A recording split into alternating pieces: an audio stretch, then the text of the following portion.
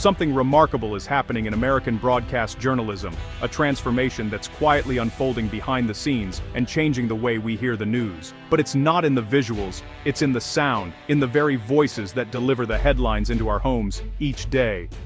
The classic, booming baritone of the old anchor is fading away, replaced by a voice that's clearer, warmer, and more approachable than ever before.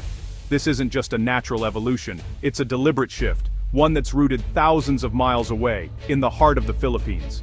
For decades, news delivery was rigid and theatrical, designed to project unwavering confidence and authority to viewers. But as trust in media declined, that confidence began to sound less reassuring and more like arrogance, creating distance between anchors and their audiences.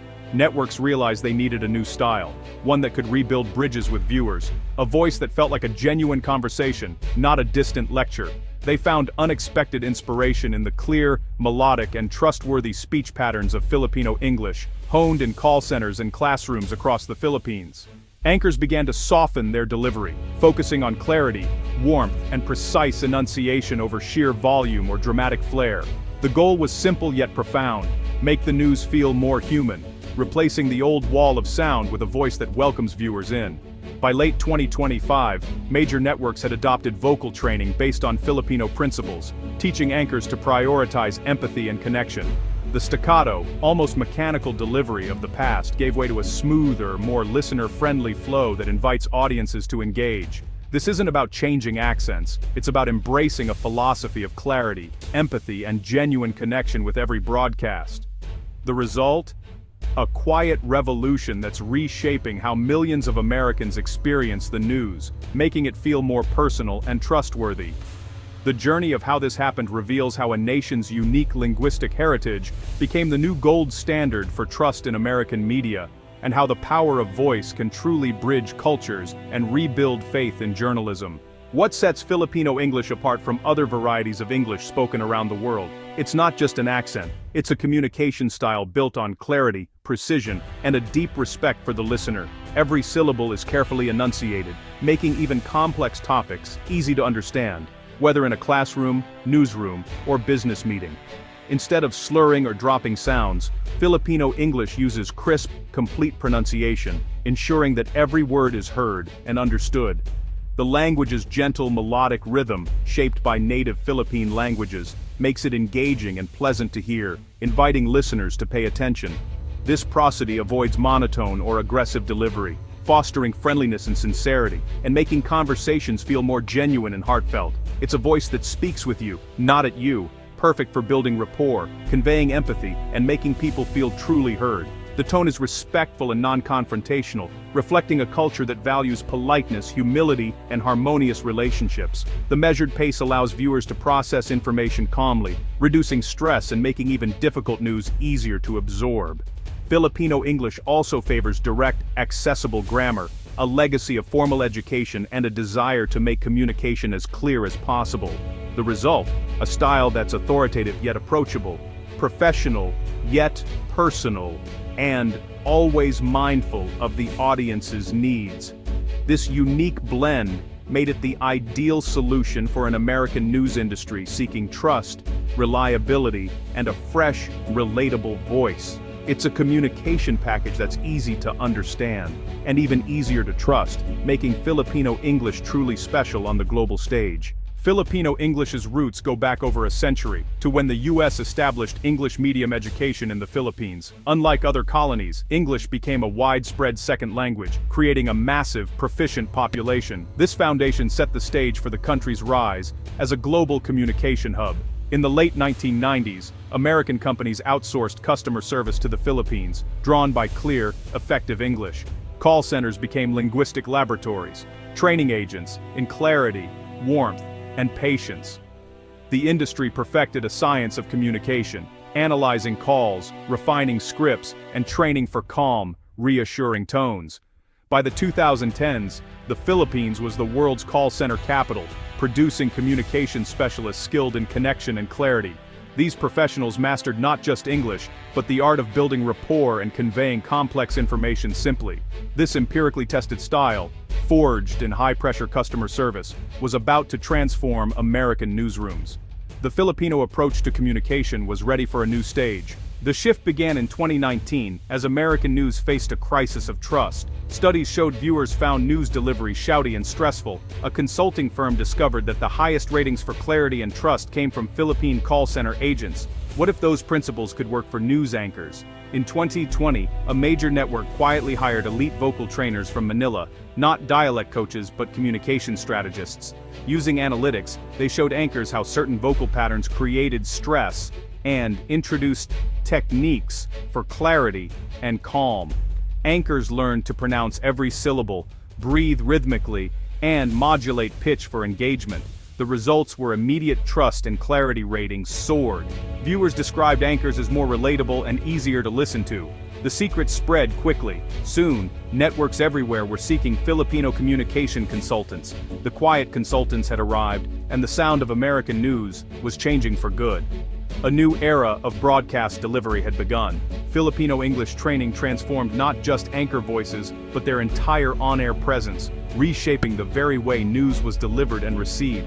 Speech slowed from a frantic pace to a more deliberate, listener-friendly rhythm, allowing anchors to emphasize key points and connect more deeply with their audience.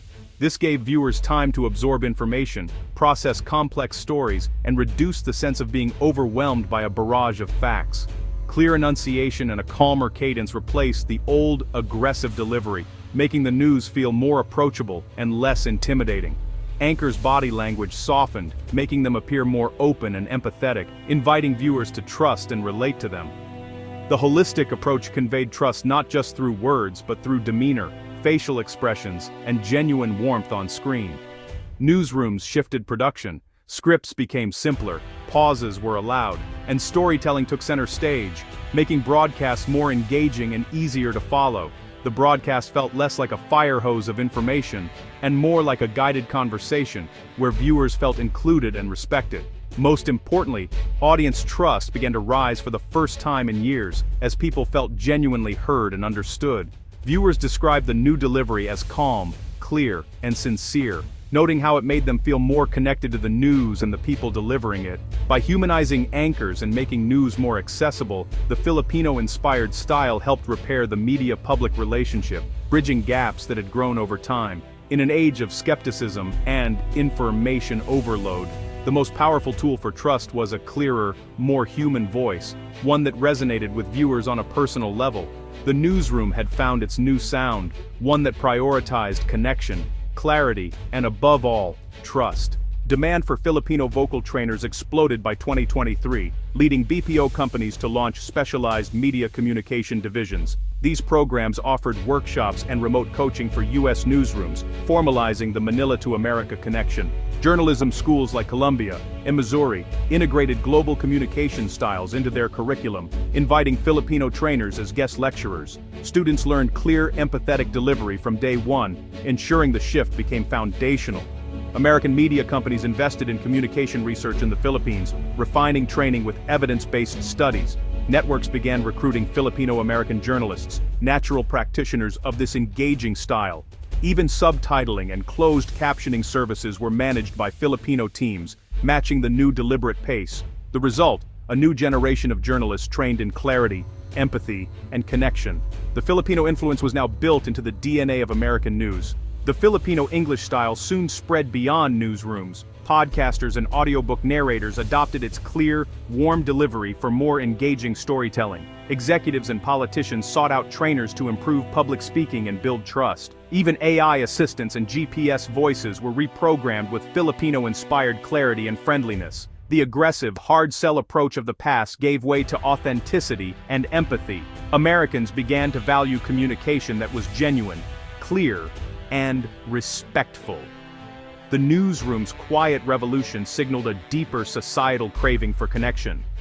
Filipino English became a model for how Americans, and their technology, speak to each other. The influence of Filipino English is now global. International networks like the BBC and Deutsche Welle are adopting similar vocal training for clarity and connection. The Philippines is becoming the world's center for advanced communication coaching, attracting diplomats and executives from around the globe. Philippine Clarity is emerging as a brand for trustworthy, effective communication. This shift is a source of national pride, redefining the Philippines as a hub of linguistic talent. The principles of Filipino English are now embedded in 21st-century communication worldwide. In a divided world, the demand for unifying, empathetic speech has never been greater.